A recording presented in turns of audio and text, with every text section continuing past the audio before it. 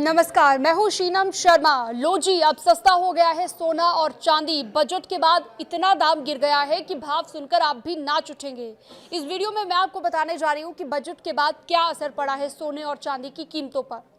Budget वाले दिन जहां एक तरफ देश की निगाहें संसद पर थी, दूसरी तरफ कमोडिटी बाजार में एक अलग ही भूचाल आया हुआ था। लगातार दूसरे दिन सोने और चांदी की कीमतों में ऐसी गिरावट देखी गई जिससे निवेशक और आम खरीदार दोनों चौंक गए हैं, दोनों हैरान हैं। जो कि सोना और चांदी कुछ दिन पहले आसमान छू रहे थे, जिनके दाम आज यानी कि 1 फरवरी को बजट पेश होने के बाद धड़ाम से नीचे आ गिरे। वादा बाजार में मचे हुए इस कोहराम ने कीमतों को रिकॉर्ड स्तर से काफी नीचे ला दिया है, जिससे बाजार का पूरा समीकरण बदल गया है। दरअसल बजट के दिन कमोडिटी बाजार में कोहराम मच गया है। पिछले महज 2 दिनों में ही इतना बदलाव देखा गया कि हर कोई हैरान है। हालांकि बजट से पिछले दिन ही ये बदलाव देखा गया था।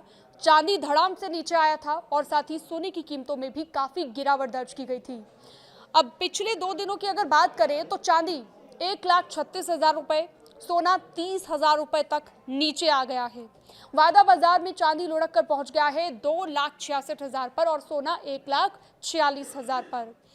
एक्सपर्ट्स ये बताते हैं कि इस भारी गिरावट के पीछे का जो सबसे मेन रीजन है वो है मार्जिन मनी का बढ़ना और मुनाफा वसूली होना।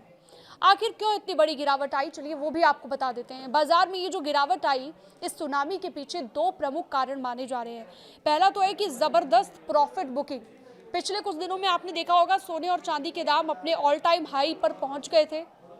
ऐसे में जिन निवेशकों ने निचले स्तर पर खरीदारी की थी, उन्होंने मुनाफा कमाने के लिए अपनी होल्डिंग बेचना शुरू कर दिया। अब दूसरा कारण यह है कि फिजिकल डिमांड में कमी आई। जब दाम आसमान छूने लगे तो आम ग्राहकों और इंडस्ट्री की तरफ से मांग कमजोर पड़ गई, जिससे कीमतों पर दबाव बना और इसी वजह से अब सोने और चांदी के दाम काफी नीचे आ गए हैं। अगर आप किसी ऐसे परिवार से हैं जो अभी शादी अटेंड करने वाले हैं, यानी कि परिवार के लिए अगर आपको शादी के लिए गहने खरीदने हैं तो फिर आप अभी खरीदारी कर सकते हैं।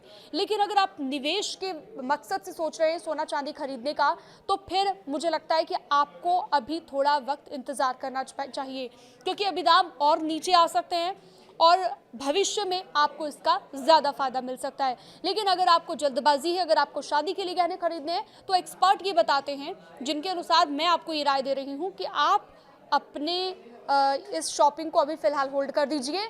अगर आपको गहने नहीं खरीदने, अगर आपको शादी के लिए शॉपिंग नहीं करनी है। इस वीडियो को और लोगों के साथ भी शेयर करें। सोने चांदी के भाव पर जो लोग नज़र रखते हैं उनके साथ ज़रूर शेयर कीजिएगा।